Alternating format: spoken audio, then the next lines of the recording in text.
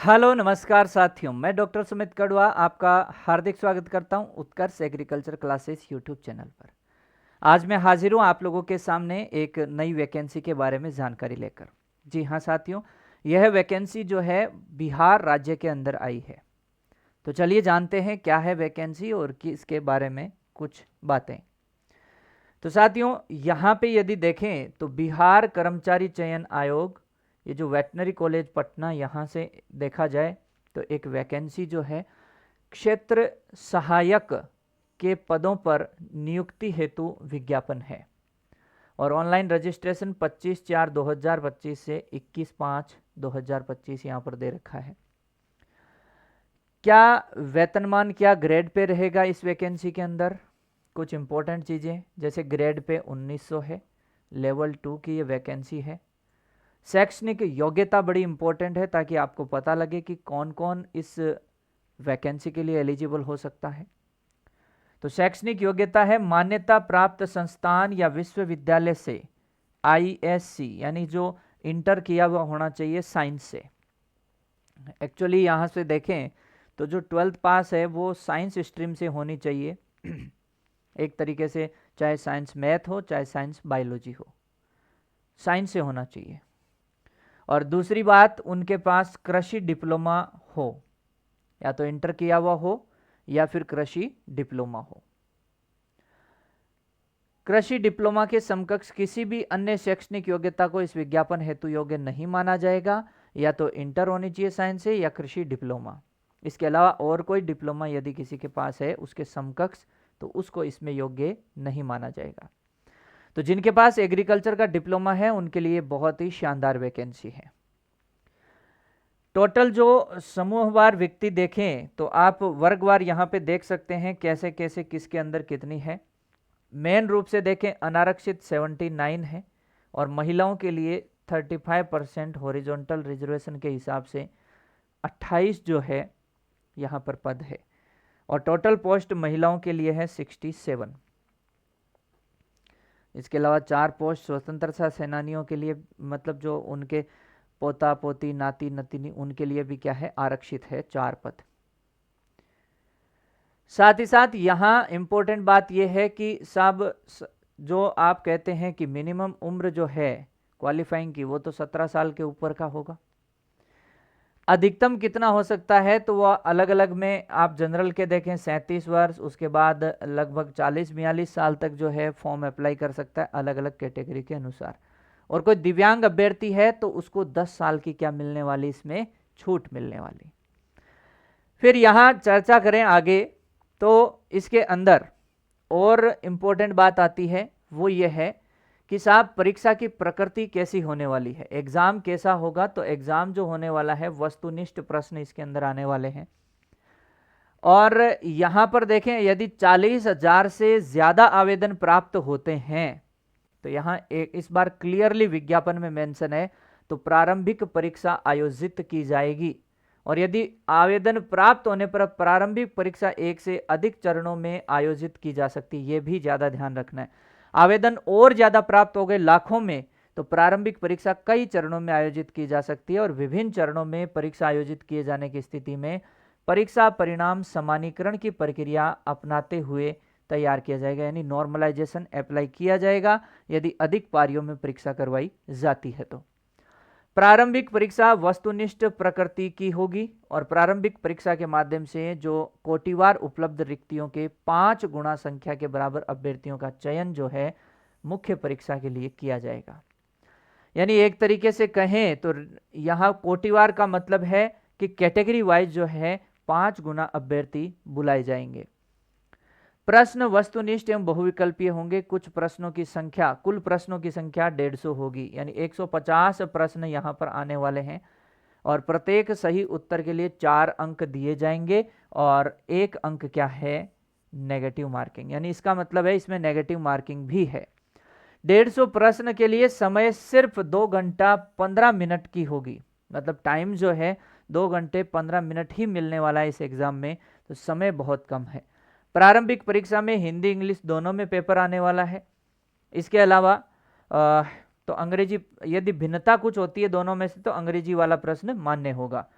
प्रारंभिक परीक्षा के बारे में बात करें तो क्या पाठ्यक्रम है, इसमें एक पत्र सामान्य ज्ञान का होगा जिसके अंदर सामान्य अध्ययन, सामान्य विज्ञान एवं गणित और मानसिक क्षमता जांच यानी कि एक तरीके से रीजनिंग मेंटल एबिलिटी वाले क्वेश्चंस यहां देखने को मिलेंगे।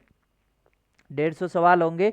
नेगेटिव मार्किंग है, 4 अंक सही के लिए है, नेगेटिव -1 है, 2 घंटे 15 मिनट का टाइम है और इसका माध्यम हिंदी इंग्लिश दोनों देखे जाएंगे।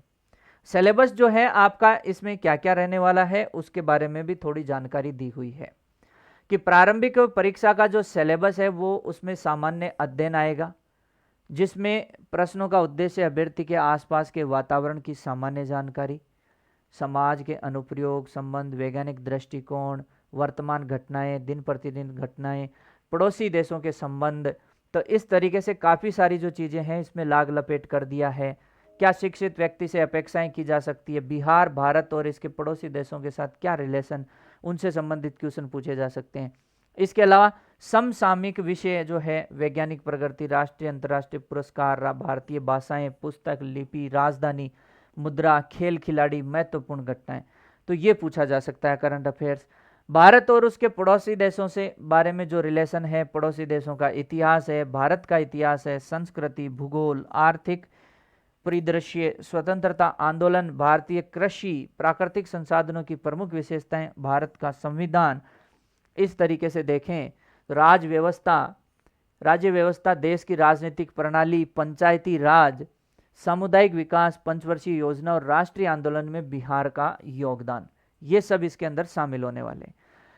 साथ ही साथ सामान्य विज्ञान और गणित की यदि अपन चर्चा करते हैं तो इसमें सामान्यतः मैट्रिक स्तर 10वीं लेवल तक की क्या आने वाले हैं, सवाल आने वाले हैं जिसमें भौतिक शास्त्र, रसायन शास्त्र, जीव विज्ञान और भूगोल भी पूछी जाएगी। और इसके अंदर सामान्य विज्ञान और गणित, इसमें क्या है, गणित भी शामिल है। तो 10वीं लेवल की विज्ञान और गणित जो है इसके सवाल पूछे जाएंगे। इसके अलावा जो रीजनिंग वाले क्वेश्चन हैं वो यहाँ से पूछे जाएंगे। और एक्चुअली यहाँ पे देखें तो क्वालिफाइंग मार्क्स है वो निर्धारित किए गए हैं जो कि अनारक्षित वर्ग के लिए 40% होने चाहिए, जबकि पिछड़ा वर्ग के लिए 36.5% है। बाकी अति पिछड़ा वर्ग जो है, अन्य पिछड़ा 34% और अनुसूचित जाति जनजाति, महिला वर्ग और दिव्यांग, इनके लिए 32% क्वालिफाइंग मार्क्स चाहिए। और फॉर्म की जो फीस है, जनरल के लिए 540 रुपये, बाकी सभी कैटेगरी में 135 रुपये है और अदर स्टेट वाला जनरल में काउंट होता है तो उसकी 540 रुपये यहाँ पर फीस है। इसके अलावा आरक्षण, हाँ, इसमें एक चीज़ ये बोली गई है, किसी भी प्रकार की त्रुटि होने पर आरक्षण का दावा मान्य नहीं होगा और उसको फिर क्या करेंगे भाई, जनरल में काउंट करेंगे। और बिहार के हिसाब से अगर कोई आरक्षण का कोई सर्टिफिकेट वगैरह देता है तो उसके पास बिहार का क्या होना चाहिए, मूल निवास होना चाहिए। तो ये इतनी कोई खास बात नहीं है, ये तो हर भर्ती के अंदर रहता है। मेनली इंपॉर्टेंट चीज क्या है, उम्मीदवारों की जो पात्रता है उसको स्वीकार अस्वीकार कुछ भी करने की ये जो है सारा अधिकार इनके पास रहेगा। और ऑनलाइन आवेदन प्रारंभ करने की तिथि, ये इंपॉर्टेंट है, 25/4/2025 से आवेदन शुरू हो जाएंगे। ऑनलाइन आवेदन भरने की अंतिम तिथि है 23/5/2025, यानी कि 25/4 से 23/5 तक ये आवेदन जो है अप्लाई कर सकते हैं। और यहाँ पर क्या क्या योग्यताएं हैं, आरक्षण, कार्यानुभव, प्रमाण पत्र, अंक पत्र क्या क्या चाहिए, यहाँ से मैट्रिक 10वीं का अंक पत्र चाहिए, इंटर जो है एससी या मतलब साइंस या फिर कृषि डिप्लोमा चाहिए, उससे संबंधित जो अंक पत्र है, और मूल प्रमाण पत्र चाहिए। स्थायी निवास, जाति प्रमाण पत्र, स्वतंत्रता सेनानी का अगर कोई फ़ायदा लेना चाहता है कोटे का तो उसका वो सर्टिफिकेट चाहिए, दिव्यांगता संबंधी प्रमाण पत्र चाहिए। तो इस प्रकार से ये सभी चीज़ें जो कंप्लीट करके फॉर्म भरा जा सकता है। ये अभ्यर्थी सुनिश्चित करेंगे कि ऑनलाइन आवेदन समर्पित करते समय उनके पास सभी वांछित प्रमाण पत्र, अंक पत्र मूल रूप में उपलब्ध होने चाहिए फॉर्म भरते टाइम। ये आप लोगों को ध्यान रखना है। और यहाँ पर यदि देखा जाए फॉर्म जो है 25/4 से 23/5 की रात्रि 11:59 बजे तक आयोग के वेबसाइट, यहाँ पर वेबसाइट दी हुई है https://bssc.bihar.gov.in। इस वेबसाइट के ऊपर जाकर के अपना फॉर्म जो है वो भरा जा सकता है। एक तरीके से देखें तो वैकेंसी तो कृषि से संबंधित है, लेकिन इसमें कृषि से रिलेटेड सिलेबस नहीं है। तो एक अच्छी वैकेंसी हो सकती है, क्योंकि सभी सब्जेक्ट सबके लिए ही 10वीं लेवल तक के रहने वाले हैं, तो एक अच्छा कंपटीशन यहाँ देखने को मिल सकता है। जानकारी यदि अच्छी लगी हो तो चैनल को सब्सक्राइब कर लीजिए, वीडियो को लाइक कर दीजिए। मिलते हैं किसी और वीडियो में नई जानकारी के साथ, तब तक के लिए जय हिंद, जय भारत।